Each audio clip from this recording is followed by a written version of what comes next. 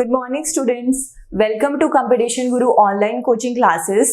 आज हम लोग करेंगे एचपी टेट के लिए चाइल्ड साइकोलॉजी का इम्पॉर्टेंट टॉपिक लर्निंग थ्योरीज। अगर लर्निंग थ्योरीज की बात करें तो सबसे पहले डिस्कस करना जरूरी है व्हाट इज लर्निंग। लर्निंग से डायरेक्ट क्वेश्चन पूछ लिया जाता है, जैसे कि 2019 में जेबीडी टेट में पूछा गया था व्हाट इज लर्निंग। तो लर्निंग की आपको डायरेक्ट डेफिनेशन पता होनी चाहिए। लर्निंग का मतलब है सीखना, अधिगम, ठीक है। अगर इसे डिफाइन करना हो तो लर्निंग क्या आ जाएगा, किस चीज को आप लर्निंग बोलोगे। तो वैसे तो आप हर टाइम कुछ ना कुछ सीखते हो, किसी ना किसी से कुछ ना कुछ सीखते हो। ये जो आपकी लर्निंग है आपके बर्थ से स्टार्ट हो जाती है, टिल डेथ चलती है। इनफॉर्मल तरीके से लर्निंग हो सकती है, या फॉर्मल तरीके से हो सकती है। बट लर्निंग है क्या, तो लर्निंग को क्या बोलेंगे, relatively permanent change in behaviour. जो कोई भी इंडिविजुअल है, बच्चा है, उसके बिहेवियर में जो रिलेटिवली परमानेंट चेंज आता है उसे आप क्या बोलोगे, लर्निंग बोलोगे, ठीक है। तो लर्निंग ये बिल्कुल नहीं होगा कि आपने अभी कुछ पढ़ा, किसी ने कुछ आपको सिखाया और थोड़ी देर बाद आप भूल जाते हो, नहीं। जो आपने सीखा उसकी वजह से आपके बिहेवियर में कुछ चेंज आना चाहिए, कुछ मॉडिफिकेशन आना चाहिए, और वो या तो लाइफ लॉन्ग हो सकता है या फिर रिलेटिवली कुछ लंबे टाइम के लिए होना चाहिए, रिलेटिवली परमानेंट होना चाहिए। क्लियर है। डायरेक्ट इस तरह से क्वेश्चन पूछा जाता है, आपने ये स्टेटमेंट याद रखनी है। क्लियर। उसके बाद अब हमारा मेन टॉपिक है लर्निंग थ्योरी। तो लर्निंग थ्योरीज में भी different type of learning theories आती हैं। डिफरेंट जो थ्योरिस्ट हैं, साइकोलॉजिस्ट है, लर्निंग को डिफरेंट तरीके से डिफाइन करते हैं कि बच्चा किस तरह से सीखता है। जैसे कि थॉर्नडाइक ने कौन सा सिद्धांत दिया है लर्निंग का, ट्रायल एंड एरर थ्योरी। पैवलॉव कहा जाता है क्लासिकल कंडीशनिंग। कोहलर कहा जाता है इनसाइड लर्निंग थ्योरी। बैंडूरा ने दी थी सोशल लर्निंग थ्योरी। बट यहाँ पे जो लर्निंग थ्योरी हम लोग डिस्कस करने वाले हैं वो है स्किनर लर्निंग थ्योरी, ठीक है। स्किनर ने जो लर्निंग थ्योरी दी थी उसका क्या नाम था, ऑपरेंट कंडीशनिंग थ्योरी। पूरा नाम है बीएफ स्किनर, ठीक है। हिंदी में क्या बोलेंगे इसे, क्रिया प्रसूत का अनुबंधन का सिद्धांत, ठीक। तो अब ये जो ऑपरेंट कंडीशनिंग है, इससे आपने क्या याद रखना है, ये जो थ्योरी थी कब दी गई थी, 1938 में दी है बीएफ स्किनर ने। तो जो स्किनर है उनको और क्या बोला जाता है, फादर ऑफ ऑपरेंट कंडीशनिंग भी बोला जाता है, ठीक है। कई बार आपसे क्वेश्चन पूछ लिया जाता है, हु प्रोपाउंडेड रीइंफोर्समेंट, पुनर्बलन को किसने स्थापित किया है, किसने इसकी स्थापना की है, तो उसका आंसर भी क्या रहेगा, स्किनर।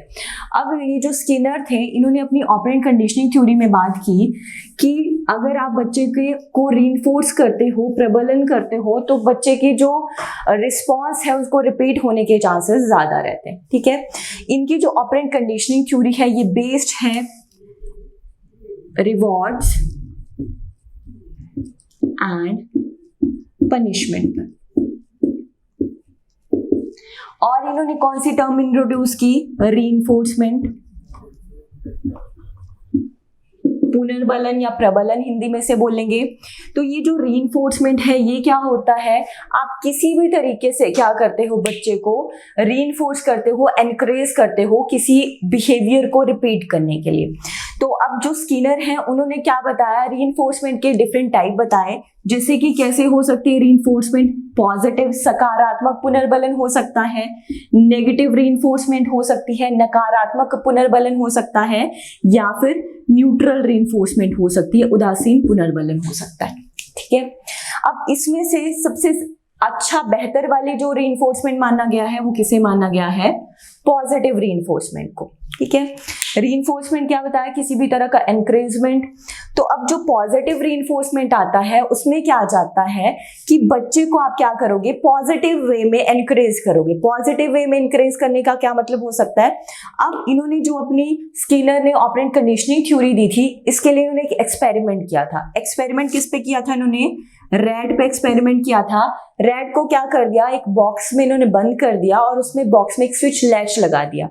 तो जब भी रेड क्या करता था, उस स्विच पे पैर रखता था, उसे एज ए रिवॉर्ड उसके बॉक्स में फूड रिलीज किया जाता था, ठीक है।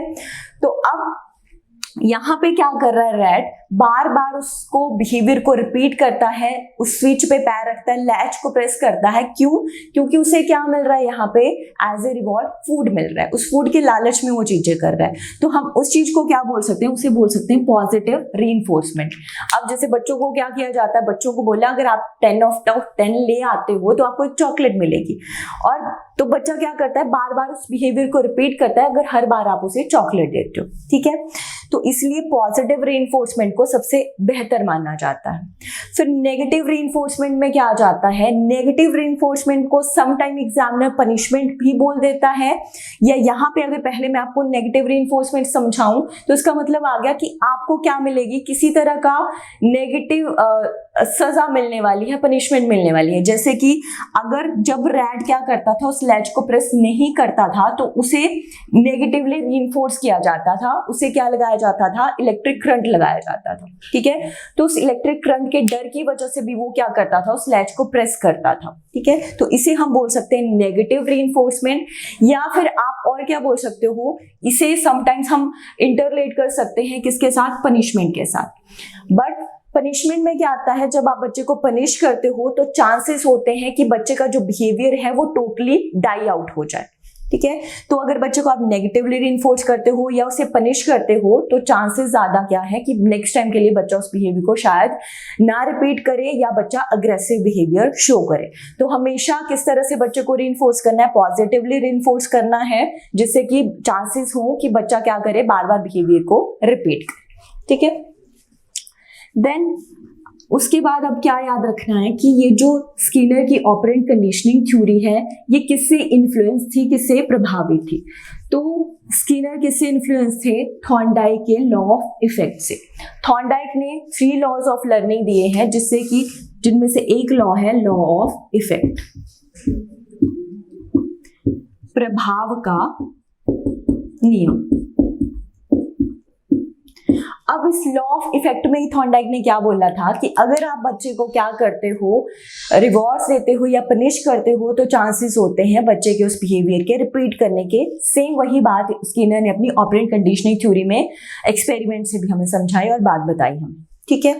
तो याद रखना है कि थॉर्नडाइक के लॉ ऑफ इफेक्ट से इन्फ्लुएंस से कौन, स्किनर, या फिर स्किनर की ऑपरेंट कंडीशनिंग थ्योरी किससे प्रभावित है, थॉर्नडाइक के प्रभाव के नियम से। क्लियर। देन उसके बाद और क्या चीज याद रखोगे आप,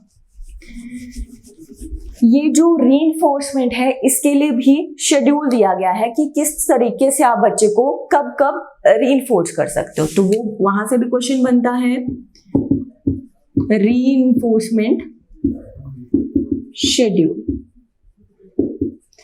कि कब कब आप क्या करोगे, बच्चे का पुनर्बलन करोगे, ठीक है। तो अब बच्चे के पुनर्बलन के लिए इसे आप बोल सकते हो पुनर्बलन अनुसूची। 2 टाइप बताए, 2 टाइप कौन कौन से आगे, एक को बोला जाएगा कंटिन्यूअस रीइंफोर्समेंट और दूसरा आ जाता है इंटरमिटेंट रीइंफोर्समेंट, ठीक है। क्या करना है आपने बच्चे को, या तो कंटिन्यूस निरंतर तरीके से बच्चे को आप करोगे रीइंफोर्स, या फिर आंतरिक रूप से आप क्या करोगे, बच्चे को रीइंफोर्स करोगे। अब कंटिन्यूस मतलब हर बार जब बच्चा सही रिस्पॉन्स देता है आप क्या करते हो, बच्चे को रीइंफोर्स करते हो, उसकी प्रेज करते हो या फिर उसे रिवॉर्ड देते हो, ठीक है। और इंटरमिटेंट में क्या आ जाता है, इसके भी आगे 2 टाइप आ जाते हैं। फर्स्ट आ जाता है इंटरवल शेड्यूल और दूसरा आ जाता है ratio schedule, okay. Interval schedule में भी आगे क्या आ जाएगा, fixed interval and variable interval, और रेशियो में भी अगेन 2 टाइप हो जाएंगे, फिक्स्ड रेशियो या फिर वेरिएबल रेशियो, ठीक है। अब कंटिन्यूस तो पता चल गया कि हर बार जब बच्चा क्या करता है, सही आंसर करता है, आप बच्चे को रीइंफोर्स करते हो, बच्चे का पुनर्बलन करते हो। बट इंटरमिटेंट में मतलब बीच बीच में कोई फिक्स नहीं है चीज, बीच बीच में आप क्या करते हो, बच्चे को रीइंफोर्स करते हो, ठीक है। तो अब जब इंटरवल की बात आती है, इंटरवल किससे रिलेटेड है, टाइम से रिलेटेड है, और रेशियो किससे रिलेटेड है, नंबर से रिलेटेड है। इंटरवल रीइंफोर्समेंट में क्या आएगा कि आपने क्या किया, या तो फिक्स्ड इंटरवल चूज कर लिया या वेरिएबल इंटरवल चूज कर लिया। फिक्स्ड में क्या करोगे आप कि आपने टाइम फिक्स्ड कर लिया कि आप क्या करोगे, इतने टाइम बाद बच्चे को रीइंफोर्स करोगे, ठीक है। और वेरिएबल में क्या आ जाता है, आप क्या करते हो, आपने कोई टाइम फिक्स नहीं किया, आप कभी भी बच्चे को क्या कर सकते हो, रीइंफोर्स करते हो। बच्चे को ये चीज बिल्कुल पता नहीं है कि आप कब उसे रीइंफोर्स करो, ठीक है। और वैसे ही रेशो में क्या आ जाएगा, फिक्स रेशो में आपने नंबर डिसाइड कर दिया कि हर बार बच्चा अगर 5 सही रिस्पॉन्स देता है तो उसके बाद बच्चे को क्या किया जाएगा, रीइंफोर्स किया जाएगा, ठीक है। और वेरिएबल में अगेन आपने नंबर फिक्स नहीं रखा, आप कभी कभी बच्चे को 2 रिस्पॉन्सेज के बाद रीइंफोर्स कर देते हो, कभी 5 रिस्पॉन्सेज के बाद रीइंफोर्स कर देते हो, ठीक है।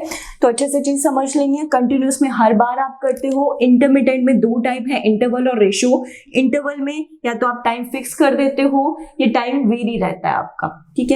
पीरियड वेरी है, लेंथ वेरी कर सकती है या फिक्स्ड हो सकती है। और रेशियो में नंबर ऑफ रिस्पॉन्सेज को या तो आप फिक्स कर देते हो या फिर वेरी करते हो, ठीक है। ये टाइम से रिलेटेड है, आप कभी 2 दिन बाद बच्चे को रीइंफोर्स करते हो, कभी 4 दिन बाद। और ये रिलेटेड है नंबर से, कभी 2 सही रिस्पॉन्सेज के बाद बच्चे को रीइंफोर्स करते हो, कभी 5 सही रिस्पॉन्सेज के बाद। क्लियर है ये चीज। तो अब यहाँ पे क्या याद रखना है, एक चीज पूछा जाता है कि ये जो कंटिन्यूअस रीइंफोर्समेंट है ये ज्यादा बेहतर है या इंटरमिटेंट रीइंफोर्समेंट ज्यादा बेहतर है। तो जो कंटिन्यूअस रीइंफोर्समेंट है उसमें बच्चे का जो रिस्पॉन्स है वो क्या होने लगता है, स्लो डाउन होने लग जाता है, ठीक है। बट इंटरमिटेंट में ऐसा नहीं होता है, रिस्पॉन्सेज क्या रहते हैं, फास्ट रहते हैं, क्योंकि यहाँ बच्चे को एग्जैक्टली पता नहीं है कि कब उसे रीइंफोर्स किया जाए, ठीक है। जब आपको पता है कि हर बार आपको चॉकलेट मिलनी है तो शायद नेक्स्ट टाइम के लिए आपका जो ये रिस्पॉन्स देने की प्रक्रिया है स्लो डाउन हो जाए। बट जब आपको पता है कि कभी भी मुझे रिइंफोर्स किया जा सकता है, मुझे कोई रिवॉर्ड मिल सकता है, तो आप ज्यादा एक्साइटेड रहते हो उस चीज को करने के लिए और लर्निंग आपकी हमेशा फास्ट रहती है, रिस्पॉन्सेज फास्ट रहते हैं, ठीक है। और किस तरह से क्वेश्चन पूछा जाता है कि ये जो बच्चे को मटेरियलिस्टिक रिवॉर्ड्स दिए जाते हैं ये सही है या गलत है। तो बच्चे को जब भी आप रीइंफोर्स करो, बच्चे का पुनर्बलन करो, तो ट्राई करो कि वर्बली करो या फिर नॉन वर्बल तरीके से करो, ना कि कोई मटेरियलिस्टिक रिवॉर्ड जैसे चॉकलेट, बॉल पेन वगैरह दे के करो, ठीक है। क्योंकि इससे बच्चे के ग्रीडी होने के चांसेस बढ़ जाते हैं। और जब आप बच्चे को इस तरह से मटेरियलिस्टिक रिवॉर्ड देके रीइंफोर्स नहीं करते हो तो बिहेवियर डाई आउट होने के चांसेस रहते हैं। क्लियर है।